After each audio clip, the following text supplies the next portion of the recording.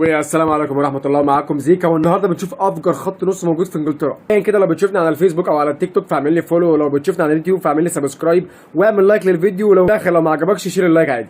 الفيديو هيبقى طويل شويه فانا هحاول اختصر على التيك توك، بس لو انت عايز تشوف الفيديو كامل هتلاقيه موجود على الفيسبوك وعلى اليوتيوب. اكتب زيكا فوتبول هتلاقيني بنفس الصوره اللي موجوده عندك ديت، وشوف الفيديو كامل. نبتدي برابع فرقه معانا وهي الارسنال. الارسنال رابع الفرقه، ما بالك بقى اول ثلاثه عاملين ازاي؟ طب اشمعنى الارسنال رابع فرقه؟ اقول لك ليه. واحد عندهم اوديجارد يا جدعان، راجل ساحر. انا كزيكا ما تخيلتش التطور اللي هو بقى عليه دلوقتي. الراجل دوت كان موجود في ريال مدريد والناس كانت بتقول لك انه هيبقى جامد وبتاع، وفي الاخر لكن هو عاد بقوه من بعيد لدرجه انا ما تخيلتهاش. يبقى نادره جدا اللي قدرت تعمل الكلام دوت، وطبعا من ضمنهم صلاح، بس احنا اكيد مش هنقارن صلاح باوديجارد راجل ساحر، راجل بيخلق قوه هجوميه رهيبه في نص الملعب بالنسبه لارسنال. اول امتداد بالنسبه للارسنال وهو كان كاي هافرتس. انا مش عارف الراجل ده كان جامد فشخ في باير ليفركوزن اما كان بيلعب خط نص، فجأة راح انجلترا بقى يلعب مع تشيلسي رقم 9. كده كان اداؤه زي الزفت، انا ما كنتش مقتنع بيه ب 3 جنيه. فقال هنا اما راح للارسنال 8 زي ما كان بيلعب في باير ليفركوزن، وهيرجع لمستواه اللي كان بيلعب فيه في الدوري الالماني، ولا هو اصلا صفقة مضروبة هنا وهنا؟ هنشوف. بس هو لو لعب بنفس الاداء وبنفس القوة اللي كان بيلعب بيها في الدوري الالماني هيبقى حاجة بوم. توقعاتي ليه والله يعني انا خليني صريح، لا مش هيرجع زي باير ليفركوزن وزي الدوري الالماني. ليه؟ لان الدوري الالماني اصلا غير الدوري الانجليزي تماما. هو بقاله كتير قوي بعيد عن مستواه عشان كان بيلعب في مركز غير مركزه، فما اعتقدش ان هو يرجع ويبقى زي اوديجارد مثلا اللي هو كان بيلعب كويس بعد كده وقع بعد كده يرجع تاني. صعبه دي. ثالث لعيب في خط النص وهو تاني انتداب لارسنال وهو ديكلان رايس. الارقام دي بتدفع في لعيبه عامله زي دي ازاي؟ يعني واحد ب 105 مليون. ليه يا عم؟ كان مين هو عشان تدفع في الرقم ده؟ على اي اساس دفعت في الرقم؟ انا مش فاهم. لعيب عادي جدا قسما بالله، عادي لعيب. هو تمامه اصلا 25 مليون لو هو فشيخ. هو بقى عشان في الدوري الانجليزي وعشان انجليزي وعشان اللعيبه هناك غاليه بقى عشان حقوق البث، والدوري دوت دوري غني اصلا بقى ب 105 مليون. ازاي؟ حد يقنعني ازاي يعني العبط الكروي والهبل الكروي بالنسبه لي انا شايفه عادي، ما يستاهلش اكتر من 25 يعني 25 مليون. بقولها بنفس تقيله يعني، فاهم؟ بلسان تقيل، مش قادر اقول 25 مليون. هو تمام 20 مليون، هم جابوه ب 105 مليون. تحس ان هو هيجيب لهم ايه؟ الدوري ودوري الابطال والسوبر الاوروبي وكاس العالم من الانديه، هيجيب لهم ايه؟ زربعه بطولات ما شافهاش النادي في حياته. ايه يا عم في صباح الفل. خط نص ارسنال، عشان كده انا بقول لك ان هو هيبقى الرابع واحد. تعال بقى نشوف الثلاثه الباقيين. تالت واحد طبعا المان سيتي عندها ارتكاز اسطوري. راجل عمل افشخانات كلها مع ريال مدريد. راجل يعني انت هتتكلم عليه تقول ايه؟ هتقول عليه اسطوره، راجل فشيخ. وطبعا كان واضح قوته وثقله مانشستر يونايتد والتاثير الكبير قوي اللي عمله في مانشستر يونايتد. الناس كلها قالت هو جاي مانشستر يونايتد يعمل ايه؟ ما كان بيلعب في ريال مدريد. ومانشستر يونايتد خلاص هو كبر على الدوري الانجليزي، هو راح الدوري الانجليزي اثبت العكس تماما. فعلا كانت صفقه. مركز الارتكاز في مانشستر يونايتد تمام قوي. تعالى بقى مركز رقم 8 اللي هو خط النص المهاجم. عندك برونو فرنانديز. انا بحب الراجل ده، انا بحبه كرويا لكن بكرهه شخصيا. هتقول لي ازاي؟ اقول لك الراجل دوت لمسته في الكوره حلوه، بيشوف بلنتات حلو، بيشوف فاولات حلوه، كونتر اتاك حلو، مباصاته حلوه، يعني حلو.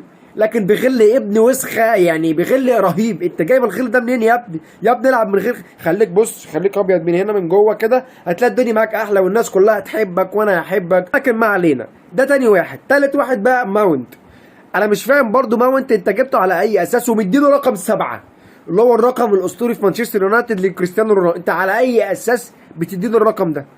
ازاي يا عم يا عم يا جدعان؟ ده ماونت يا جدعان، ماونت لعيبه انجليزي علوم. للاسف مانشستر يونايتد جابت ماونت عشان يقوي خط النص، ولكن هو اضعف ونزل بالجوده بتاعتها. كانت ممكن تجيب اي لعيبه تاني غير ماونت، وانا دايما كنت بقول دي يونج ده جامد قوي بالنسبه لمانشستر يونايتد. لكن بقى مش عايزين نقول ايه كلام قلناه قبل كده. هيبقى عندك خط نص متوسط في مانشستر يونايتد. موديل عندك مين؟ عندك اتنين، اريكسن وسكوت ماكتوميني. اريكسن هو اصلا بيلعب ارتكاز وهو مش بيلعب ارتكاز اصلا. اول حاجه. تاني حاجه اريكسن كبر شويه فخلاص. خش بقى على سكوت ماكتوميني. الراجل دوت اول ما طلع كان جامد فشخ، كلها بتقول بمستوى التطور اللي هو فيه دوت هيبقى اسطوره وهيبقى حاجه فشيخه، ولكن هو بقى ازداد غباء، بيسات غشوميه. انت بتعمل ايه يا ابني؟ انت غشيم وغبي وبيعمل فاولات ملهاش اي 30 لازمه.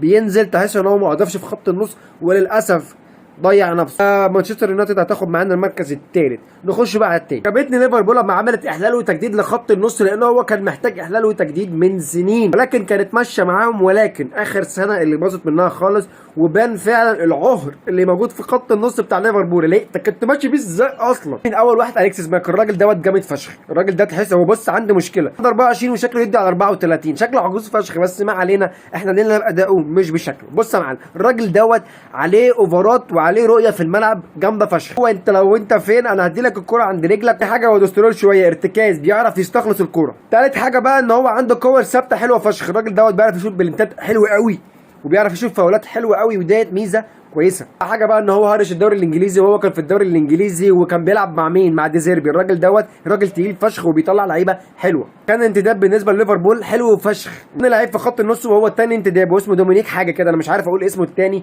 ولكن ما علينا. الراجل ده يا جدعان برجليه بيعمل مزيكا، مش بيلعب كوره. رجليه عليها شوط. ايه الحلويات دي؟ ايه مسطره كده على الجون، مسطره كده بيبصيها لك، بيوزع كده حلويات تتمتع. انت الناس اللي بتسمع ام كلثوم وعبد الحليم والناس ديت بيتمزجوا، انت تتفرج عليه هتتمتع، هتتمزج زيهم. الكلام ده كان في الدوري الالماني، هل هيقدر يعمل كده في الدوري الانجليزي؟ اصل هو لو عمل كده في الدوري الانجليزي فالراجل ده يبقى فاجر. ممكن كمان مع الاستمراريه، اقسم بالله العظيم ومش ببالغ، ممكن يعدي دي بروين. بس مع الاستمراريه يعني ممكن يلعب 10 سنين بالمستوى ده، هيبقى اسطوره. هنشوف هيعمل ايه. تالت واحد هو مش انتداب عادي، هو لعيب موجود في ليفربول، اليوت دوت خط نص مهاجم حلو فشخ، انا بحبه، بيعمل فرق كبير جدا لما بينزل في الملعب. خط النص كالاتي: اليكسيس هيلعب ارتكاز، وعندك اتنين خط نص هجوم، هما مين؟ اليوت ودومينيك. الكومبينيشن ديت لو اتعملت صح زي الواحد ما بيقول، هيبقى خط نص ليفربول في حته ثانيه. يجي بقى النمبر 1، الخط نمبر 1 في انجلترا، حاجه غير متوقعه خالص. تخيل معاه مين؟ تخيل اكيد السيتي. هو في غيرها الجحد ابن القادر. يعني عندك واحد صانع العاب اسمه دي بروين، انت مش محتاج تتكلم عليه. عندك واحد ارتكاز اسمه رودري، انت برضه مش محتاج تتكلم عليه. يعني انت بتتكلم على مين؟ وبص بقى هو جاب مين؟ جاب كوفازيتش. الراجل دوت بوكس تو بوكس، اقسم بالله العظيم يا جدعان الراجل ده مزيكا. الراجل ده تحفه. هو يعني دي القطعه اللي انا كنت بحلم بيها السنه اللي فاتت انها تبقى موجوده في السيتي. كنت بقول تخيل كده كوفازيتش لو كان بيلعب في السيتي مع دي بروين ومع رودري كان يبقى عامل ازاي؟ اكتر من جندوجان. والله اكتر من جندوجان. تخيل الثلاثه دول يعملوا جرائم في البريمير ليج، اقسم بالثلاثه دول. يعني انا مش هقول كتير. عندك بقى حبه بودلا وهوبل، مش عارف الصراحه ازاي بيب جوارديولا كان بيحطهم، ولكن احنا اكيد مش هنقول الراجل دوت بيعمل ايه. الراجل واقع معاه دوري انجليزي ودوري ابطال. يعني اتكلم ساعات كان بيحط لك ستونز كده ارتكاز، مش عارف ليه، ولكن هو كان بيحط ما علينا مش مشكله.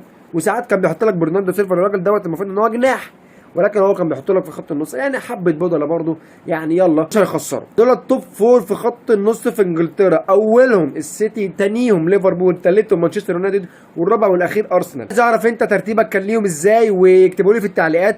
وثانيه، لو ما عملتش لايك اعمل لايك. لو بتتفرج عليا من التيك توك او الفيسبوك اعمل لي فولو. لو بتتفرج عليا من على اليوتيوب اعمل لي سبسكرايب. و سلام.